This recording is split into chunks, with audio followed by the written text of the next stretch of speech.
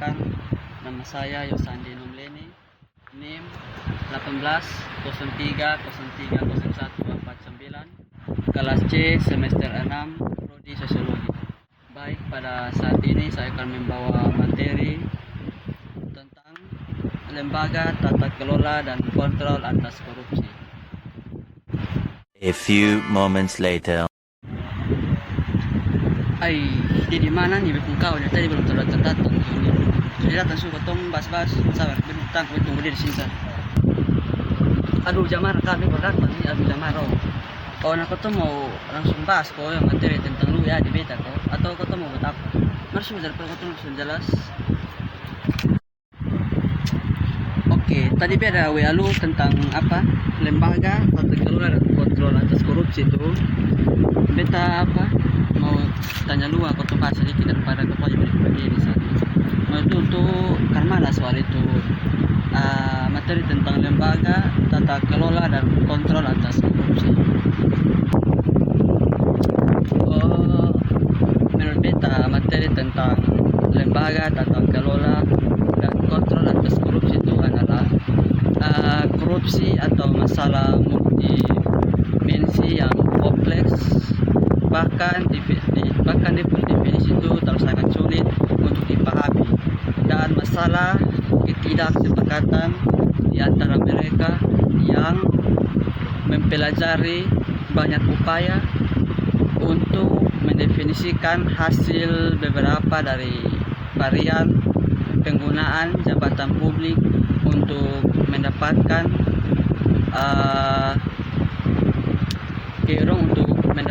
satu D dalam tata kelola dan korupsi. Iya betul yang tadi lu omong itu betul. Kita lanjut dari pengalaman yang kita ambil tadi tuh. Yang pertama tuh dong memerlukan pemasaran uang atau nikmat lain sebagai harga barang atau jasa seperti makanan yang dijatakan, perawatan medis di bawah layanan kesehatan nasional, atau dokumen atau izin seperti paspor atau SIM yang menjadi hak warga negara. Kidong merasa tuh kidong mau urus itu semua tuh gratis tanpa bayaran. Mungkin itu yang kita paham. Coba lanjut yang tadi potong bahas.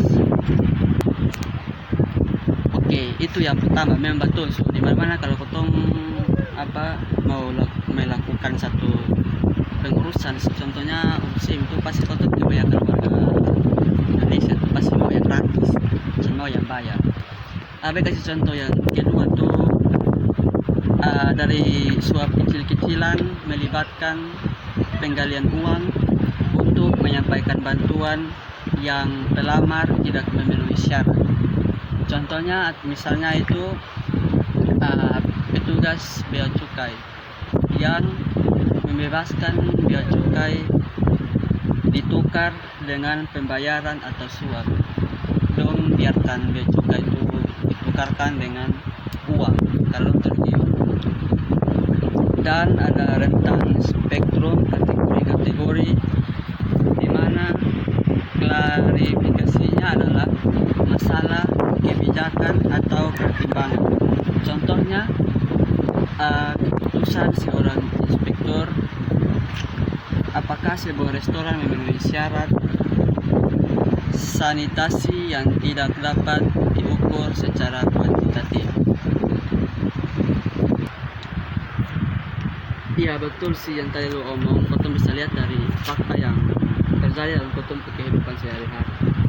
Yang berikut tuh korupsi itu mencakup kesepakatan yang lebih besar, di mana dengan imbalan atau suap menyuap, polisi atau birokrat memberikan kontrak pemerintah untuk pasokan atau konstruksi, membayar lebih dari penyediaan layanan publik, memberikan publik properti termasuk tanah dan spektrum gelombang udara secara gratis atau rendah harga, dan memberikan keringanan atau pengecualian dari peraturan.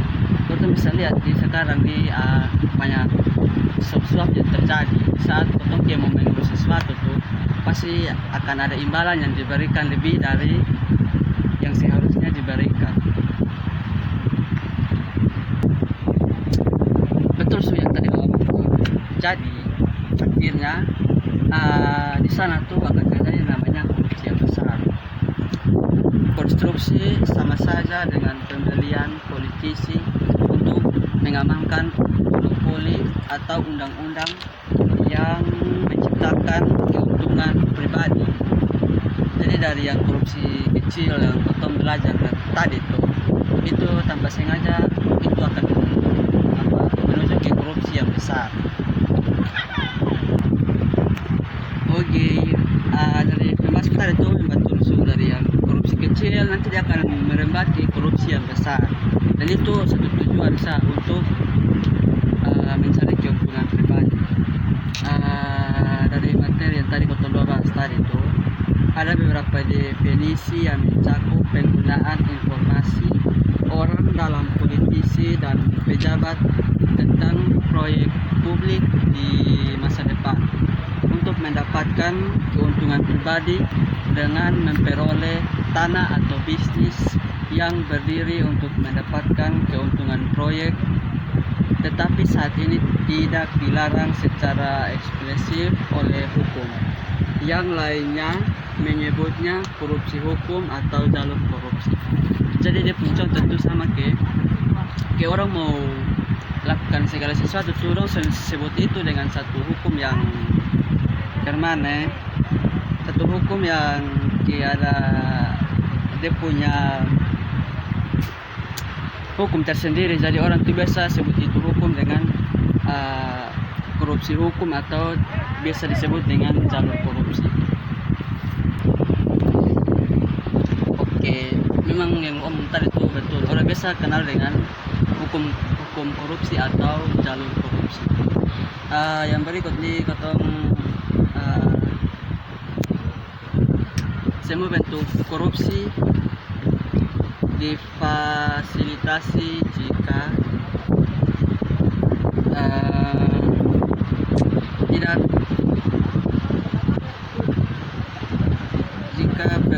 peradilan korup, misalnya jika hakim terlibat dalam pelanggaran hak milik atau meremehkan pejabat atau politisi yang dituduh.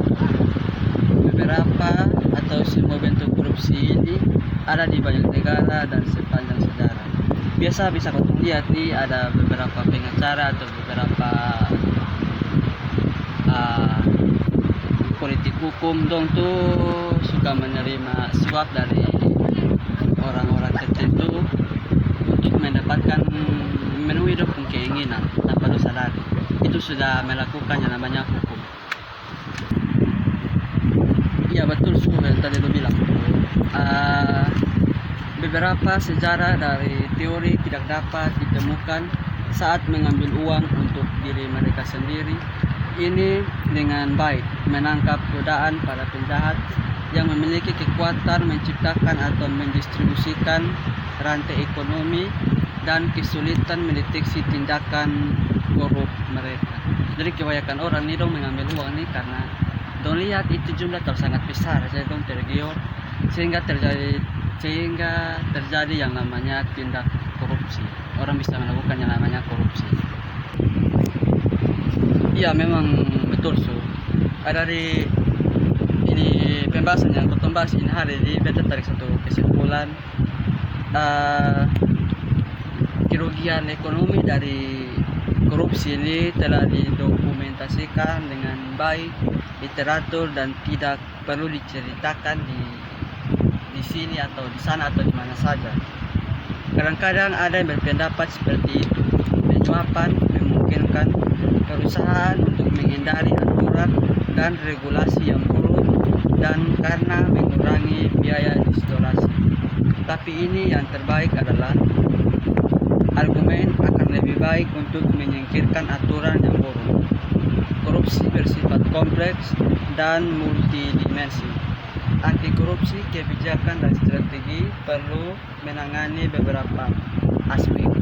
mungkin dari yang potong bahas tadi tuh, dari ini korupsi ini dia punya jalan terbaik tuh untuk menghindari yang namanya korupsi tuh. Kota ini harus belajar untuk dari bertanggung jawab supaya sudah terjadi yang namanya korupsi sehingga mengurangi ekonomi satu perusahaan atau satu lingkungan atau masyarakat.